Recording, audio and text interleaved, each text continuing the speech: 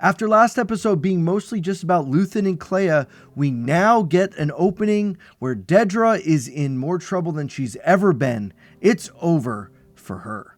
In the aftermath of what Clea has done in the hospital, they are investigating and looking at everything, and clearly the Empire is still every man for themselves, as all this blame wants to be put on Dedra, that it's her fault, and while she is to blame for much of it, she would have been standing right next to Luthen's side when Clea came through, if not for the arrest that had to happen. Dedra's in custody, Krennic is on his way in, he shuts off the video feed, and then just in a stroke that just shows how absolutely petty and controlling Krennic is, he just stands behind Dedra. Like in a total power move, he doesn't let her see him at all. Now, it wasn't that long ago that it was Cyril Karn sitting in that chair with Dedra questioning him, because even after the blowback of Ferrix, he was still pushing and pushing to try and find Cassian Andor. But how the tables have turned, because now it's Dedra sitting in the very place that she never thought she would be. She thought she was doing the right thing all along, and the conversation opens up with a question. Who else knows? The only question that Krennic wants to know, and Dedra truly has no clue what he's actually talking about.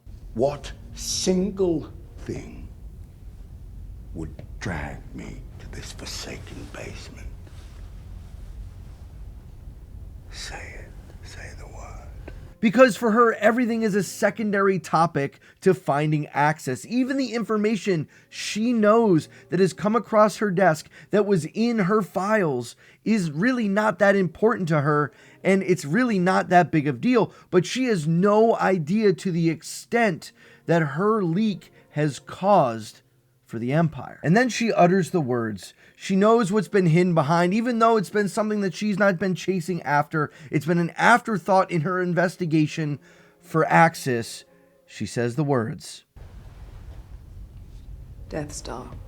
And this is the heart of Krennic's desire. Everything he's doing is centered around the Death Star. We see that in Rogue One. We've seen that up until now. Everything he needs to do is to protect his baby, to protect this weapon, even though it's going to be taken from him not that long from now, because he's going to be on Scarif, and it's going to be Tarkin who mans the Death Star. But at the end of all of this, as this conversation is progressing, we're seeing so much more be revealed from Krennic and Dedra.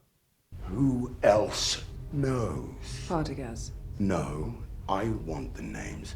I don't know. This is absurd. Resistance is absurd. I am not a rebel spy. Oh, at the moment, that is the only plausible scenario. The way Lonnie was now killed after a meeting with Luthen, the way that she went to Luthen by herself, all of it falls in line with making the Empire suspect Dedra. So now she has to scramble. Now she has to switch tactic. It's not just about trying to justify her actions. She needs to make herself useful again.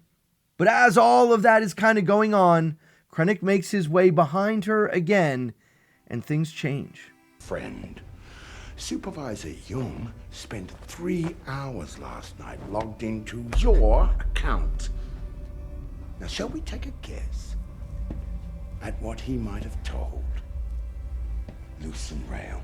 And this is where Dedra tries to then give more. Who else could know? Not just the people that they know, but who else? And this is where she brings up Clea, thought to be Luthen's daughter, which we already learned about last episode, how that was kind of just part of the scheme, part of things going on. And then we find out that there was information about Luthen Rail that had been buried in documents that she had to scavenge for. She has been a scavenger forever. She had to work twice as hard as everyone else around her to get where she was. And so this brought about some bad habits. She would then go and do things and pull all of these files together to find information that should have just been put on her desk. It's a beautiful way to show how all of the information and intel being gathered was not being shared between the different branches in the Empire. The ISB was in its own little world, and it was not being given enough information from other places. And then the scene ends masterfully as Dedra is trying to say, hey, we don't have a lot of time. Luthen isn't going to be able to give us answers for a couple days. We need to go after Clea, his daughter. Go find her. Krennic tosses her back in the chair, reminding her that we're going to do this without you. He gets interrupted and they leave, and they don't have to tell us what's being said. They don't have to tell us what's being said. We know the news that's coming. The news is making its way to Krennic that Luthen is actually dead. And Dedra knows it. Isn't that beautiful? No words, no interaction, just music and visuals communicate everything we need to know. And this is the moment that Dedra truly knows her life is over. As they're trying to comb the security footage, I love little scenes like this that show the difference between the seriousness of the ISB and like normal, regular, everyday security guards. Kind of trying to make small talk, trying to chat about things, being like, hey, my cousin has an application in for the ISB, right? Like trying to just enjoy life and have a real interaction, but it's all business, only business. This is the cold, lifeless nature of the Empire versus regular people who are just going about their lives. Then we flash to a dark, damp, dirty hallway that we can hear this clanging. Clea is trying to break something out of the walls. She's trying to rip something there. This isn't the go bag. She already got the go bag last time that had everything in it, the charges and the detonator. This is different. Something has been hidden in there for a long time for this reason and this reason alone. And we're going to find out here pretty shortly what it is. And after combing the security footage, they find out that this was not a team of 3, it was Clea. Yet what they say as they're standing there, kind of then going back to the safe house, as Clea has found this radio and is trying to transmit, is really impactful. We see it, we know it, but to say it out loud makes it even hit home harder. Alone. There's no team. It's only her. Clea is alone. In every sense of the word, for the first time in years, Luthen is gone. She is by herself. We already know that Luthen has kind of burned every bridge. We heard Cassian talk about that a few episodes ago, that Luthen is left high and dry. It's been Luthen and Clea really alone. And now Clea has to figure out a way off Coruscant. She has to figure out a way out of this whole situation. And there's only a handful of people in the entire galaxy that would even care enough to help her. There's only one place in the galaxy where those people are, and that's on Yavin. The camera slowly fades to show us where the message is going, and it's going to Wilmon. He had a charged radio under his bed that was going off, but little did he know it was happening. He shows back, it's let know that, hey, this has been going off, and he rushes quickly over to Cassian, and Cassian, Melchi, and K2 are having a little bit of fun. They're playing a new game to the Star Wars universe named Rianza, where you're playing tiles valued at 3, 5, and 10, and once you win, the winner will yell and shout out Deccio, or something along those lines. With this being a new game, it's clearly one, though, that they've played a lot, as K2SO lets that be known after they're playing. He's like, I have a huge sample size of what you could do, and you've never played this way before. This Mahjong-inspired game kind of just shows how much time Melchi, Cassian, and K2 have been spending together. It shows and gives history to this relationship. There's been a year that's gone by that Melchi and Cassian have been reunited and together, and it's really one of those things that makes everything more impactful when we start to get to Rogue One and further, and we see what all happens there. This is one of the things that I just don't understand when people say, when people's criticism of Andor includes, I just couldn't care about the characters. They didn't do enough to make me care about the characters. My brain just melts. I don't understand that.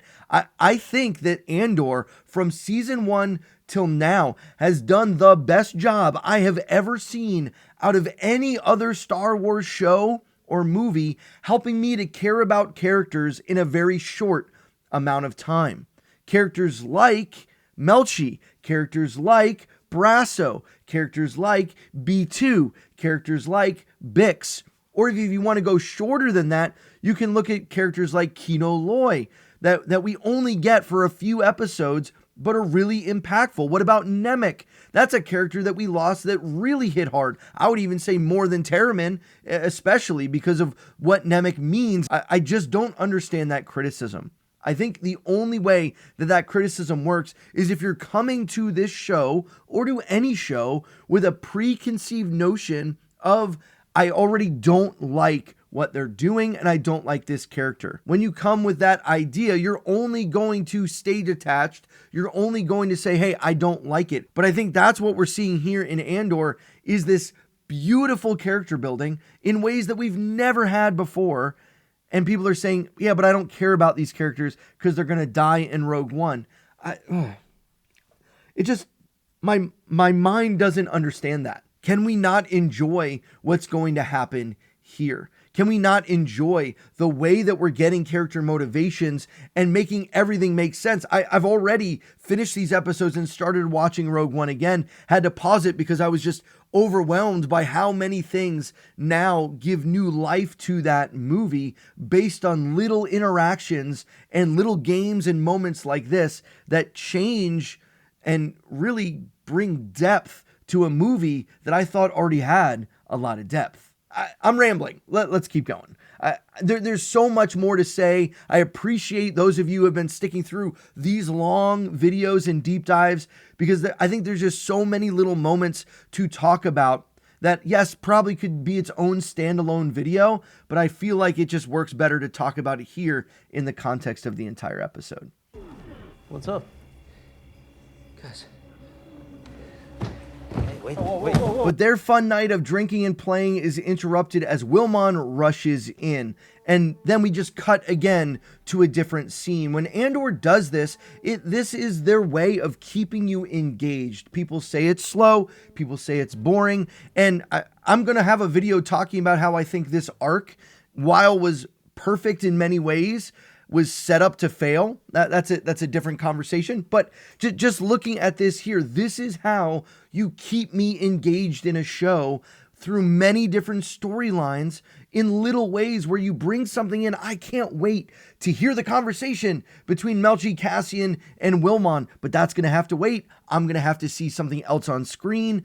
All of these little tricks of directing and bringing together a story are so well done that it just is absolutely perfect. And we have to recognize that. We have to talk about this. We have to say when something is actually good, we have to support it and say it, because otherwise Disney is just going to keep giving us shows like Book of Boba Fett that narratively and storytelling wise were just not good. It just was bad. Everyone that saw it would agree. And I think when we see things like this against that, we have to at least step back and say, we want more things with patient writing and storytelling, with hooks built into each episode, not just everything building to a big cliffhanger at the end so that I come back for the next week, but to be methodical and thinking and make me have to pay attention to each and every little scene. I just really enjoyed this. I've really enjoyed Andor. I'm going to be watching this all again at some point just because it's so fun. And I kind of was laughing in this next scene because Krennic is asking Hiet's name, and I always forgot it too. So it's like finally said. I know it's been said a bunch of times, but I never remember his name as compared to the other characters. And they're having this conversation back and forth about how they have to get Clea. And he mentions, Hiet does, like, well, what is the charge? What am I supposed to say? And Pendergrass is just like done with it. He's ready to just say whatever you need to do, whatever you have to say. She has a plague. She's sick. No one should be around her. She should turn her in right away, right? They're just going full propaganda mode just to get her in. This is showing the desperation of Pendergrass. He knows this is near the end of what he can even do, that everyone is going to get cracked down on. And then there's this moment where they're back and forth between Pendergrass and Krennic that I think is really important. Death Star. What a prescient turn of phrase. I can't protect you, Leo. You were supposed to be ready by now. You sound like talking. It's a miracle we've kept it quiet this long. We're moments away. Days! A few more tests, we're there. Save the sermon for Palpatine. Krennic knows, and so does Pendergrass, that the ISB has screwed up big time. And even to the point now where this information getting out is going to have to land on the ISB. Krennic is going to have to deal with his own problems pretty soon, but he is not going to stick his neck out for Pendergrass any longer, even though if you remember back to the beginning of this season, who was one of the ones that were the 12 that were chosen to be a part of this secrecy? Pendergrass was one of those. He was on a fast track to success, but it's all blowing up now. It's all falling apart. The project has been delayed far longer than they've wanted it to, but they're just days away from being able to get this up and running. And when you pair this statement with the opening lines of Rogue One, where Krennic and Tarkin are having a conversation, you just start to see this even more. He's been delayed. He's supposed to get to Scarif, but he's not going to end up there right away. There's so many things that just work so well with this show leading into Rogue One and all of these motivations. It gives such more deviousness and skeeviness and sliminess to the character of Krennic as he's just throwing everyone under the bus to try and ensure that the Death Star actually happens. I also think it's moments like this, the tension mounting in the ISB, the mention of the growing ISB death march, right? Like there is a lack of trust from the Emperor towards the ISB. And this is the beginning, the planting of the seed of why everything is going to get turned over to Darth Vader. Darth Vader is now going to be the one in charge of going and making sure everything continues, that the intelligence unit of the ISB isn't going to have a role once we get to A New Hope. That's not really who's in charge any longer. The Emperor will have taken a firm grip and is no longer trusting what the ISB can even accomplish. This time they hear the message as Clea is going through the sequence again. K2 is saying it's too short a message even to be decoded. It must be memorized, which starts to show like this is a memorized thing. This is their, oh bleep, I need help message. This is not a long kind of communication like they've been used to doing, similar to ringing the bell as we had Lonnie doing last episode. This is their pull the parachute moment. This is why Wilmon has held on to this communications device, even though they've been told no outside communications. This group that is loyal to Luthen is willing to break some of the rules to care for him, to keep him safe, even though the rest don't trust Luthen and they look at what Cassian is going to be doing as kind of a rebel move. Well, it kind of is. They've built up their own structure and their own form of government. They have their own red tape. They have to submit flight plans. They have to get the okay clearance to go where they're going. All of this is designed to help keep Yavin 4 secure, safe, and moving. They know that the rebellion must be organized if they are to accomplish anything. And Captain Andor knows that as well. So instead of putting in a flight plan, they're just getting approved for a test run, meaning they're just making sure the ships still do what they need to do. They don't need long, deep approval for all of that. And I just want to mention, again, there's these scenes, these visuals that are just absolutely stunning as all of this is happening, the chaos of what's going on. I hear the Revnog talking, right? The jokes that are kind of happening from K2. We go back to Clea in the safe house and everything is kind of zooming back. It feels like, I think, we're looking through the hole in the wall as you kind of just get this frame around her. Everything is dark. The lighting is just perfect. Everything is on point. You can see how every dollar and cent was put into the visuals of Andor, and it's phenomenal. These visuals, these stills stand up against anything else anywhere in cinema, and it's just absolutely perfect. It needs to be mentioned, and this is why Andor should, and I hope it does, win many awards for the work that they've done, not just in costuming, not just in writing, not just in directing, but also in this cinematography. It's absolutely beautiful. Dedra's in a holding cell and she can hear someone coming, so she stands up to show attention, but she sees just Hiet. and she sits back down, kind of like, oh, it's you.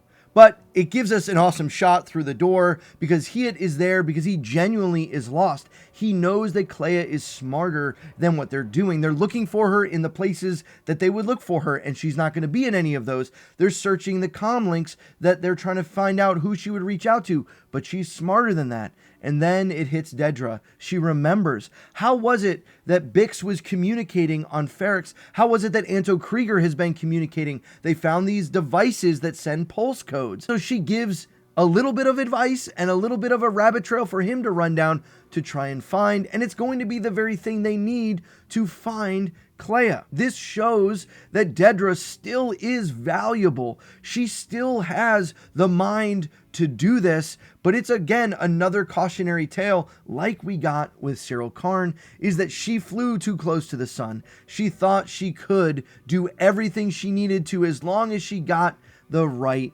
results, but the problem was she didn't get the right results. She didn't get Luthen Rael. She, at the end, became sloppy and ended up going off on her own to do it, partly because I think the last year she's been under immense pressure. I said this in our last video, but I definitely think that the loss of Cyril and all of that has driven her almost mad, that it's kind of made her really sloppy and that she's just pushed forward, just wanting revenge, as if getting Axis somehow would fill the void in her soul. One of the things I didn't mention at the beginning though, right when Hiet came up, she asked, "He's dead, isn't he?" She knew, confirming what we already saw back in the interrogation cell. General Draven is interrogating Wilmon, and Wilmon is saying where Cassian and K2 and Melchi have gone. They've gone to Coruscant, and he kind of gives the line, yeah, Luthen whistles and you go. But then Wilmon says something about this distress signal, that this just wasn't a whistle, this just wasn't a call, this just wasn't a, hey, I need your help, but it instead was... This was an emergency call. A final call. The final call. This is the distress signal of all distress signals, confirming that the way that K2 approached this, saying, hey, this must have been a memorized thing, the reason that Clea found that device, and the reason that Wilmon kept his. This was the contingency plan all along. This was what we would do if everything got burned. This is how we would ensure that Yavin would stay safe. Because what is the alternative? If Clea gets captured, Yavin is even in more danger than it already is. And it's those like Wilmon and Cassian and Clea who have worked closely alongside Luthen for years know exactly what Yavin was. We saw what Yavin was at the beginning of this season. Just a few years previous, Yavin was nothing. Yavin was a place to meet a pilot to get a TIE Avenger prototype to the rebels. It wasn't a base. It hadn't been set up yet. The funding wasn't there. It wasn't ready. Mon Mothma hadn't gotten everything over that she needed. Luthen wasn't ready with what he was setting up the network to be. And Wilmon knows this firsthand. Why? He spent time with Saw Gerrera. He's been on either extreme. He's been on the militant extreme, and now he's on the more centrist side, the side that is going to have an organization to it, a general and captain and soldier sergeant structure, that they're going to have red tape and test plans and things that you need approval for. And at the end of it all, he's right. None of it would be there without Luthen. And that's the beauty and the tragedy, the poetic nature that we get of the character of Luthen Rael. Why it was so important that he be who he was, that he would be the one that would do everything needed to ensure that the rebels would survive. It's also why I think he burned his relationships with Yavin, because he needed to continue to do what he needed to get the information from the ISB, to continue to monitor everything going on and send information when needed. And the reality is, he knew there was never a life for him on Yavin. He had to be the bad guy. He had to be the bad cop to ensure everything would go the way that it did. There's no flowers or celebration for the loss of Luthen. There's not going to be a big celebration at what he did. He will die nameless and thankless, except for those who knew exactly what he accomplished. And it's going to be one of those that come up huge in these episodes going forward. It's one of those who he put his life on the line for that is eventually going to stand up for him. But we're not quite there yet. Let's keep going. They had the antenna. It's ingenious. They spliced it into a metro tower next door. They've been using Imperial broadcast power for who knows how long. Oh man, they've been using Imperial broadcast power this whole time. It's genius. I love when you have these little people in the ISB who recognize what Luthen has done, what Clea has done, and what is really going on is actually genius. They've been hiding in plain sight. They've been using the infrastructure built up. This is the same thing that Mon Mothma and Bail Organa did back in the speech at the Senate. They used the structure and the rules that they were given by the Empire against them. This is beautiful because they are not going to play by the rules. Instead, they're going to find ways to get around these rules, but use what's there in really interesting ways. It's not the way that the Empire would think, and so they can hide in plain sight because they're doing little things like this, using their own communication structure, but in a way that will never be traced or found. Clearly, Hyatt is not amused or interested. He's not really excited that, hey, this was a genius operation, but the tech that's working there can't help but marvel at what's actually happening because she knows what it takes to do what has been done. One of the things that made Rogue One awesome, and a lot of the things that make Star Wars so lovable to fans and everyone else, is these kind of moments of humor. And more often than not, it's the droids that kind of bring levity to what's going on around them because they can kind of just state these things matter-of-factly, and it's kind of hilarious. And we get one of those moments as the tension has been growing and growing. They're going to see if Clea is alive, if Luthen's alive. They have no idea what's going on. And K2SO is just like, I was in a parade at Coruscant once. The Emperor was there. And he's just kind of goofing about the whole thing, making fun of Melchi almost a little bit, being like, he's never been there, but I have. And it's just this moment that I think is just beautiful because it works when it's character driven and not forced into the story. And while I think it is fun to bring some of the levity to these episodes, I'm glad it wasn't part of the Gorman Massacre or before it even, because everything kind of built to that climax, and now everything is building to Rogue One. It is maybe one of the failings of this 3-episode arc, but it's just a nature of the beast. But again, I'm going to talk about that more on another video, so make sure you subscribe and turn on that bell for notifications when that comes out.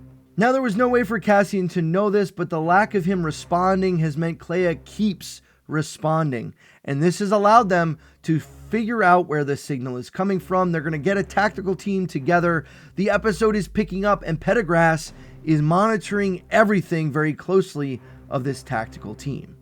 As this scene ends, we get this moment of satisfaction. The Empire thinks they've got it in the bag. They think they're ready to go. It's their arrogance and their ridiculous thought that no matter what happens, they're going to be able to take care of it. They're never ready for what's about to actually happen because they just assume it's going to work in their favor. Cassian takes over the controls to land, and there's just this, again, funny moment where K2SO reaches up and holds onto a little rail up there like you would in the back seat of a car as the car's starting to lean back and forth. Little things like that just make me chuckle. The tackle team is on their way to the location, and part of the protocol is to jam the comms. So if you're going into a situation, those people can't be communicating back and forth, and K2SO is a little bit worried. Oh no. Oh no. Cassian and Melchi get to the door, Clea lets them in, and now it's time to get them up to speed. She's trying to give them everything they need to know, but Cassian is still asking, you're sure? You're sure Luthen's dead? Clea doesn't respond right away, but we know that she's sure because she's the one who had to do it. The tactical team is choosing what to do, and as K2SO gets in his head, he's realizing he's going to have to do something here if they're going to have any chance of getting out of this alive. Clea is frantic. I think a lot of the grief is starting to catch up to her. This is the first conversations she's been able to have for over a day. She's been by herself. It's a new morning, as we heard when they went into the shop. And so as a result of this, she's kind of just pouring everything out. This is what Luthen died for. This is what we have to do. It's a super weapon, kyber crystals. And she's just going on and on, mentioning Galen Erso again and again. She doesn't know the exact details of everything, but she's just trying to get it across to Cassian. Cassian's trying to remind her, say, like, we can't stay here. We can't stay here. It's not safe. And Clea's response, And go away. I know about Yavin. I know all about it. I know what they think of Luthen. she's not confident that going to Yavin would be a good idea. She knows that Yavin is not a fan of Luthen. Right now, in her mind, they're in the safest place possible, but Cassian knows there's no time. He doesn't know a strike team is on its way, but he knows there's no time. He knows they have to go, and so he has to convince her that Yavin is the only solution. And you can hear over the comms that they're saying, did we call for a local droid? Did we call for backup? Did we call for someone to help? Because K2SO is stepping in himself. And as he draws closer to the bridge, the guy has a question for him. Are you with us?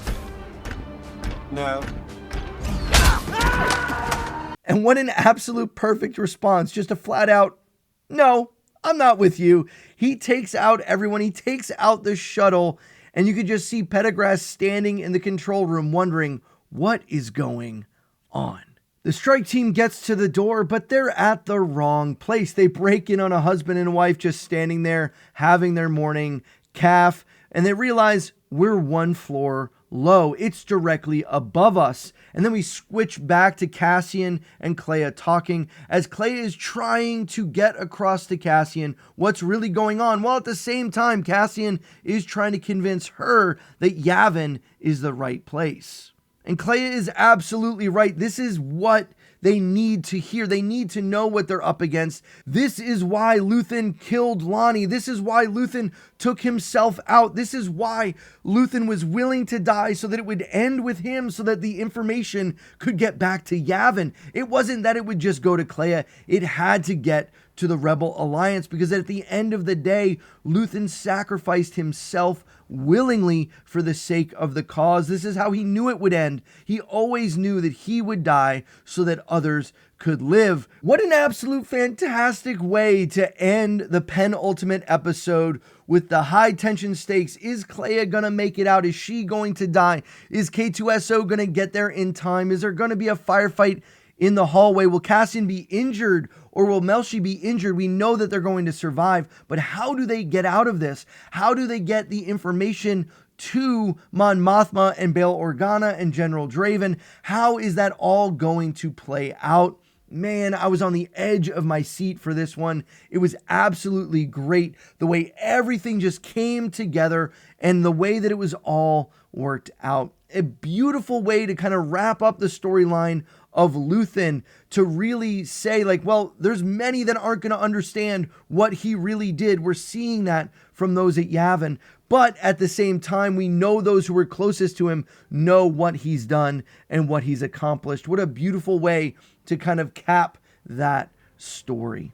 Overall, I thought this was a really well done story. It's put us in a place to see how this is going to all end. Where's it going to go with Dedra? Where's it going to go with Pendergrass? What's going to happen to Wilmon? He's in a brig of sorts as well. How are Cassian and K2 and Melchi going to get out of this? Is Clea going to survive? All of those things are needing to be answered when we get to the last episode.